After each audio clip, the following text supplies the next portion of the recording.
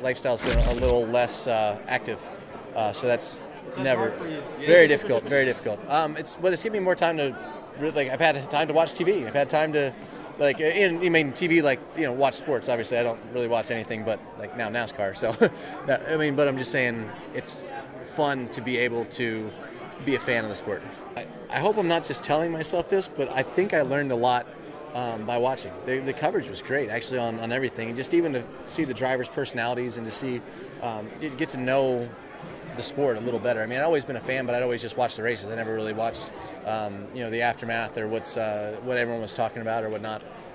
So it was kind of neat to see that. And then it's got the iRacing machine and I've been putting laps on all the tracks. And it's not exactly the same, but I tell you what, I went down race Daytona, and I probably put 10 hours on Daytona before I went down there, and my braking points were, it was pretty spot on. I was like, this is cool. I knew the course, and it took me a lot less time to, my third lap around Daytona, the first time ever driving there, and I was within a second and a half of where I ended up, at the very end. It's, so that was pretty good for never being in a Ferrari, only on iRacing. It was all right. A lot of the reason we haven't committed to more than 7 was honestly, Samsung, Boost Mobile, KMC, those guys are behind me 100%, but they're like, look, we want to see, that you can get in there. We want to see that you're not going to do anything too stupid, and we want to see that you can, actually race the car before we commit to. Oh, sorry about that. I apologize. Before we commit to anything more, and that's understandable. It might even be intentional from my agent and from them. I always do a lot better under pressure. When someone tells me I can't do it, that's usually what inspires most of the greatest things that I've been able to accomplish. So, it is a lot of pressure, and I think that's the best thing. It's what I need. So hopefully it'll help.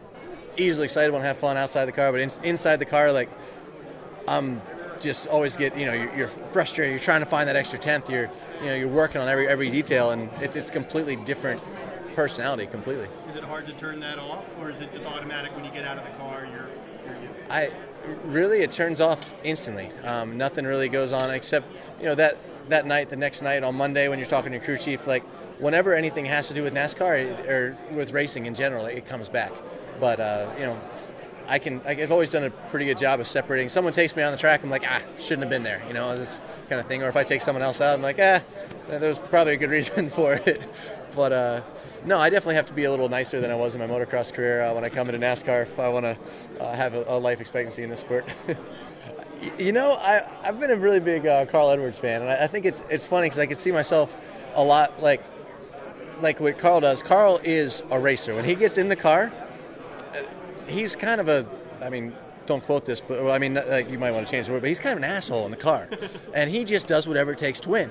And I like that. But when he gets off the car, he separates racing from what it is, and he's like, dude, hey, look, I'm really sorry I took you out. But I like the fact that he's still a nice guy. He's still awesome. He still has a really good time with it. He's obviously pumped every time he's in the car. And when he's in the car, he goes for it and just gives her hell. And I know that's probably not someone I should maybe be emulating, especially when I start out. I won't have any friends or be able to draft or partner with anybody. But no, it was the guy that I kind of will probably be the most like.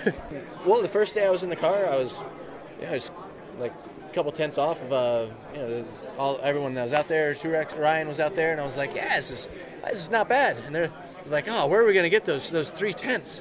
I'm like, 3 tenths? This is great. We're like, nope.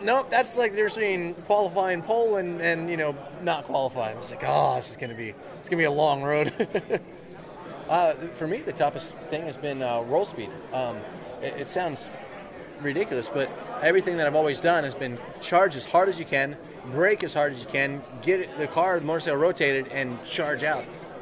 With NASCAR, it's been a lot of get in, slow it down, but keep that thing drift. You got to drift all the way around the corner, which means you can't overbrake at all. Because the second you start to get on the gas, the front tires, and I'm used to all-wheel drive cars, so you can get on the gas, turn the wheel in a little bit, and there's no understeer, or tight, I guess is what the NASCAR term would be. So I gotta relate to this a little better here, but no. So I get in, the rear-wheel drive car, and I come in and I'm like, everything's good, and I get on the gas, and it just goes tight and straight to the top of the course. I'm like, well, that was a waste of of momentum. Hopefully the fans stay with me. Hopefully the fans follow me, and I know it's going to be a long road, dude. And anyone that expects me to get in and just win, which a lot of guys are like, it's easy, just jump in, turn left, pin it. Yeah, you're crazy, it's going to work. I'm like, that's not how it works, man. So we'll do the best we can, though. Rowdy.com. Say it like it is. Say what like it is? Rowdy.com.